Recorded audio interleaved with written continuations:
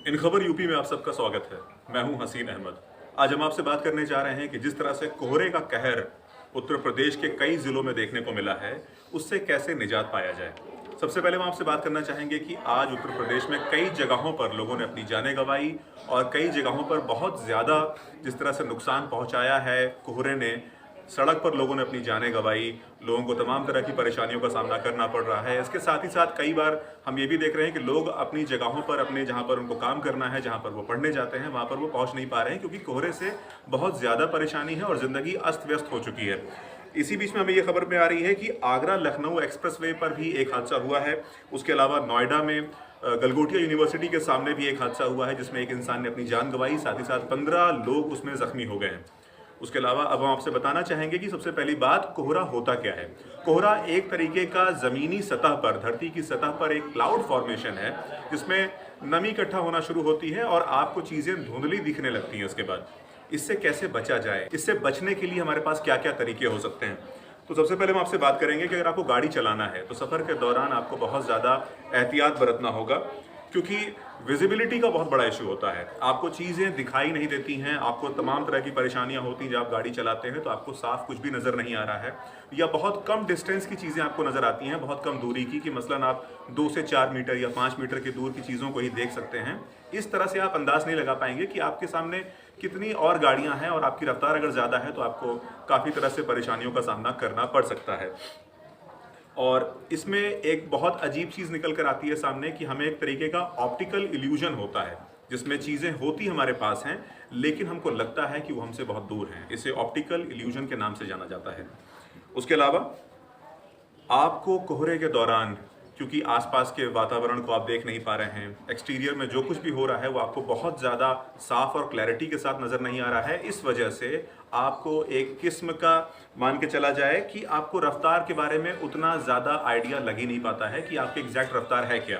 तो ऐसी तमाम सूरतों में आपको एक चीज़ का बड़ा ख्याल रखना पड़ेगा।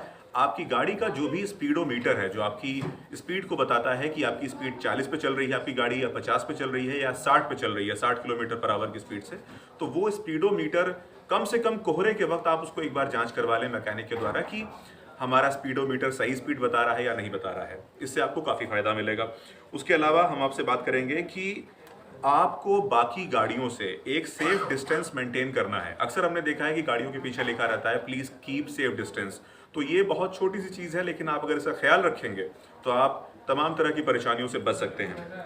उसके अलावा हम आपसे बात करना चाहेंगे कि आपको फॉग लाइट का इस्तेमाल करना है। गाड़ियों में आजकल जितनी भी एसयूवीज़ और हमारे पास हैचबैक कार्स आती हैं उसमें आपको फॉग लाइट के ऑप्शंस बड़ी ही आसानी के साथ मिलते हैं। इसमें आपको बस फॉग लाइट ऑन करनी है और एक रोशनी के ज़रिए आप आने वाली गाड़ी और आपके पीछे वाली गाड़ी, आप दोनों को ये खबर दे सकते हैं कि आप वहाँ सड़क पर मौजूद हैं और सफ़र कर रहे हैं। तो ये बड़ा ही आसान तरीका है। उसके अलावा आपको हैज़ार्ड लाइट भी ऑन करनी है जो बुरे वक्त में इस्तेमाल की जाती है, और इसके साथ साथ आपको फ्लैशर्स का भी इस्तेमाल करना है ताकि आपको फ्लैश के ज़रिए आप अपने आसपास की गाड़ियों को जो सड़क पर चल रही हैं उनको ये बता सकें, उनको आगाह कर सकें कि आप भी सफ़र कर रहे हैं। तो आपसे एक निर्धारित दूरी बनाई रखी जाए ताकि तमाम तरह की परेशानियों से बचा जा सके। कोहरा है, 10-5 मीटर की बात अलग होती है, लेकिन अगर 2-3 मीटर का डिस्टेंस है तो ये बहुत ज़्यादा नुकसानदेह साबित हो सकता है इन केस अगर गाड़ियों का आपस में टकराव होता है तो। उसके अलावा आपको लो बीम हेडलाइट का यूज़ भी करना है और आपको गौर करना है कि आप हाई बीम लाइट का इस्तेमाल नहीं करेंगे क्योंकि हाई बीम लाइट जो है वो डिफ्यूज़ करती है, नमी उसके ऊपर जमेगी और क्लैरिटी नहीं होगी आपके सामने वाले को कि इसमें क्या चीज़ें आ रही हैं, सामने से कौन सी गाड़ी आ रही है, और आपको भी देखने में बहुत ज़्यादा परेशानी आएंगी।